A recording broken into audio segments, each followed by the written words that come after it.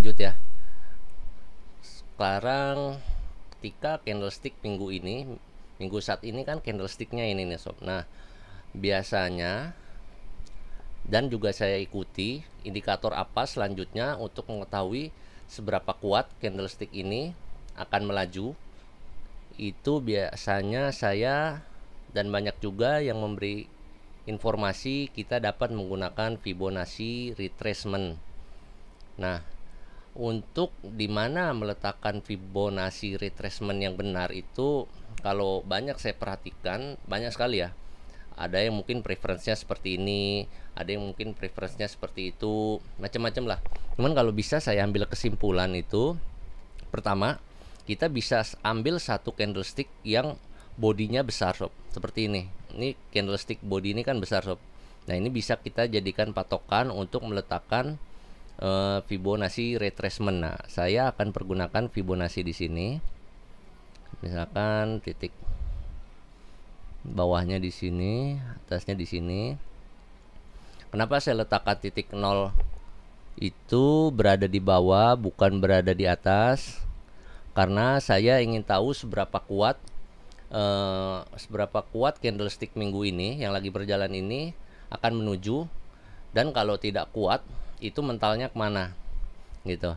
Nah kalau setelah saya tarik Fibonacci seperti ini, sepertinya candlestick minggu ini sedang menuju titik resisten yang ada di 1.6 ini sob.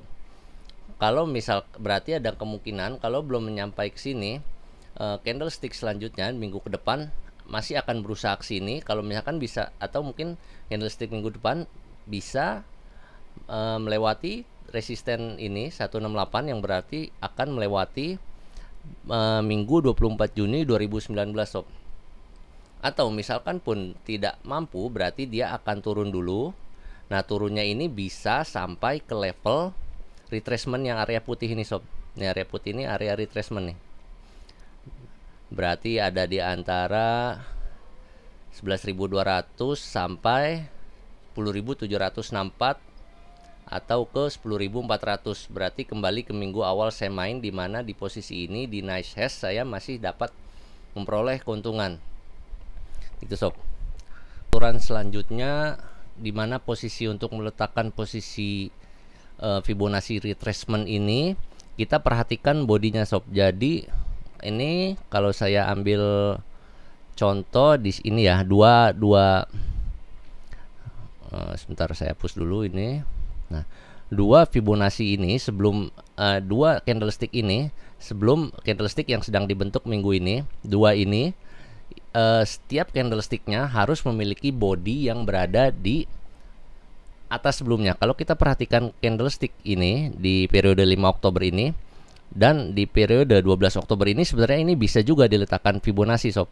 Karena di 12 Oktober ini walaupun bentuknya kecil, membentuk star seperti ini, tapi body yang terbentuk itu berada di atas candlestick sebelumnya gitu loh. Nah candlestick ini juga kan berada di atas Fibonacci candlestick yang tanggal 12 Oktober ini ya sob ya. Berarti nanti ketika ini sudah terbentuk, ini bisa dijadikan patokan sob. Tapi kenapa gua lebih prefer ke sini? Itu karena semua yang ada di area ini nih, bentar ya, gua bikin geometrik dulu.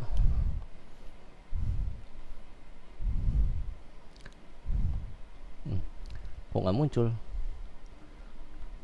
Nah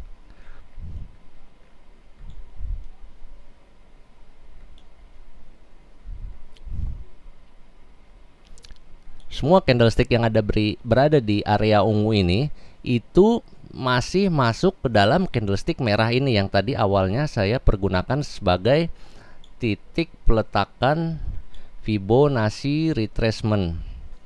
Nah karena itu, dan sering saya lakukan juga, ini Fibonacci di sini masih valid gitu, masih bisa dipergunakan. Kalau saya ada kesalahan atau ada yang kurang cocok, mohon dikoreksi. Bisa juga, nggak ada salahnya juga teman-teman. Misalkan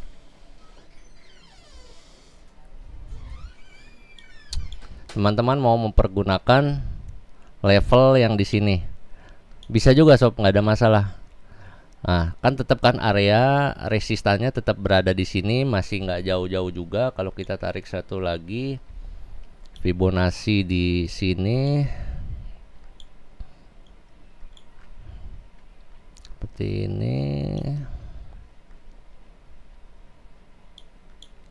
Nah, masih nggak jauh beda kan sob. Lihat, perhatikan di sini, kalau Fibonacci yang tadi awal saya tarik menggunakan candlestick merah besar ini, resistennya berada di poin 13.000. Nah, yang kalau kita tarik yang dari dua ini berada di poin 13.500. Berarti masih valid ya sob ya. Menurut saya sih masih valid itu. Kita perhatikan kembali, posisi saya meletakkan Fibonacci retracement pada candlestick ini membentuk resisten tertinggi pada level 19 ribuan ini sob ya, dimana level itu mengulang posisi level tertinggi pada tahun 2017 ini sob. Jadi seperti yang memang saya ikuti beritanya di YouTube atau di media lainnya seperti CoinDesk, itu banyak yang berspekulasi kalau di posisi kita saat ini sedang mencoba untuk naik seperti ini sob. Cuman memang tidak ada jaminan pasti kalau candlesticknya yang terbentuk akan sama seperti ini sob. Bisa jadi nanti setelah terbentur di resisten ini dia turun kembali sampai level mungkin di level 1 ini kan. Terus mungkin dia baru naik atau mungkin membentuk sideway dulu ke samping gitu. Seperti itu sob. Pertanyaan selanjutnya mungkin, apakah posisi Fibonacci retracement pada candlestick ini di mana saya meletakkannya, apakah harus selalu berada di posisi itu? Kita nggak bisa merubahnya. Pasti harus bisa berubah sob. Nggak boleh ada berada di posisi ini. Nah, nggak boleh ada selalu di posisi ini sob ya. Jadi prinsip yang gue gunakan itu, kapan gue merubah posisi Fibonacci retracement itu, sebetulnya syaratnya cuma satu buat gue ya, nggak tahu untuk yang lainnya, mungkin ada koreksi juga. Itu ketika ada candle yang posisi tutupnya itu melebihi si Fibonacci ini sob, si candlestick ini. Nah, minggu ini nih ada potensi untuk mengganti posisi Fibonacci ini untuk pindah ke sini sob. Itu udah pasti sih sepertinya, karena ini selalu berusaha ke atas ya. Jadi misalkan saya pindahkan saja ke sini dan titik bukanya bukannya saya pindahkan ke sini. Nah, ini mungkin nanti untuk minggu selanjutnya posisi retracementnya berubah ke area ini sob. Jadi yang di sini bagi saya ini sudah tidak valid. Mengetahui kalau Fibonacci yang tadi kita bentuk untuk prediksi minggu ini apakah tepat atau tidak, itu yang diajarkan biasanya kita harus melakukan backtest sob. Saya coba untuk melakukan backtest pada periode candlestick 20 November 2017 ini. Di sini saya letakkan posisi Fibonacci-nya, Fibonacci retracementnya pada candle ini saja ya. Saya tidak menggunakan posisi candle yang di bawahnya yaitu 13 November karena candle 13 November itu dibuka masih berdempetan dengan candle 6 November ini. Jadi posisinya tidak terlalu jauh. Karena itu saya tidak pergunakan di situ. Nah, kalau kita perhatikan pada posisi Fibonacci retracement pada candle 20 November 2017, dia menunjukkan resisten di sini di poin 116-nya ini pada posisi 10.800 dan ditembus oleh candle minggu depannya. Nah, candle karena sudah ditembus, kita bisa, nah ini aturan selanjutnya sob yang saya dapatkan dan saya simpulkan dan saya pergunakan dan menurut saya itu bisa dipakai, yaitu kita bisa menggeser cukup seperti ini, menggeser atasnya, atau kita dapat mengganti bawahnya juga mengikuti candlestick minggu ini karena body dari candlestick ini sudah cukup besar ya, seperti yang awal tadi saya utarakan.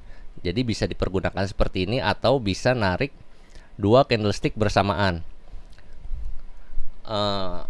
Berapa banyak candlestick yang bisa kita pergunakan dalam satu waktu bersamaan itu, setelah saya jalani percobaan, bagi saya itu maksimal 3 sob. 3 dengan syarat posisi candlestick selanjutnya itu tetap mengikuti aturan di awal, harus berada di bukaan dan penutupan yang lebih besar daripada candlestick sebelumnya. Ini kan candlestick 27 November ini jauh ya, buka di atas candlestick 20 dan tutup di atas 20 juga. Jadi ini menurut saya valid. Nah, kalau kita rubah posisi candlesticknya seperti ini, dia menunjukkan bahwa posisi selanjutnya candlestick pada 11 Desember itu naik. Walaupun memang kalau kita belum mengetahui posisi 4 Desember itu ya masih black box, sob. Ini masih black box sebetulnya kalau kita misalkan waktu itu berada pada 27 November ya. Tapi rupanya mampu di break up terus sampai posisi resisten ini, dan dia naik sampai resisten 262.618 berada pada harga 18.000. Nah, ketika terbentuk candlestick ini, saya tidak akan menariknya dari bawah karena candlestick 4 Desember ini cukup panjang, sob. Shadownya panjang, bodinya juga panjang. Jadi saya akan menggunakannya satu saja untuk prediksi lagi kira-kira mana di arah selanjutnya. Nah, perhatikan di sini poin 1 ini, di mana poin penutupan pada 4 Desember 2017 ini bisa dibilang juga sebagai resisten pertama. Jadi ketika misalkan candlestick setelah 4 Desember tidak mampu break up, tidak mampu lebih besar daripada candlestick 4 Desember 2017, itu kemungkinan besar akan turun. Karena di posisi 1 ini juga, poin 1 di harga 19.800 ini sebagai area pantul, biasa orang bilang. Dan juga kalau kita lihat dari Bollinger Band-nya sudah sangat dalam posisi jenuh. Karena sudah berapa minggu ini, dari 3 April kan dia terus berada di posisi uptrend ya, walaupun ada banyak koreksi, ini koreksi juga, ini juga ada koreksi, tapi selalu berada di uptrend. Seperti yang tadi saya utarakan sebelum ini, sob, di market pun pasti akan berlaku keseimbangan. Kalau harga sudah terlalu tinggi harus diturunkan dulu, dan turunnya itu kita nggak tahu. Yang kita tahu itu, yang informasi saya peroleh itu, pasar cryptocurrency itu sangat volatile. Dalam artian naik setinggi langit, turun juga bisa setinggi langit. Itu kan. Nah, karena candlestick 11 Desember ini tidak mampu membreak up candlestick selanjutnya, maka posisinya harus saya kembalikan, harus saya balik untuk mengetahui seberapa besar dia turun. Ini saya letakkan seperti ini. Kalau rupanya di candlestick selanjutnya 18 Desember itu naik, ada kemungkinan dia akan naik terus, sob. Nah, namun rupanya yang dibentuk apa? Nah, yaitu terbentuk di sini adanya bearish engulfing, di mana satu candlestick ini menutup dua transaksi sebelumnya, dua minggu periode sebelumnya ini tertutup oleh satu ini, sob. Walaupun shadownya panjang, cuman ini bisa dibilang menutup dua ini, sob ya. Nah, di situ pula kita harus mengetahui kapan posisi market akan berbalik arah. Biasanya yang sudah saya sering alami, selain ada engulfing seperti ini, juga dia ada star atau doji. Nah, seperti ini, sob. Ini kan doji nih. Namun rupanya di posisi 1 Juli posisinya beli ya kan, tapi nggak mampu menutup ini, berarti masih valid nih. Makanya dia akan terus turun kan, seperti ini, nggak mampu break up ya, turun. Kurang lebih seperti itu, sob.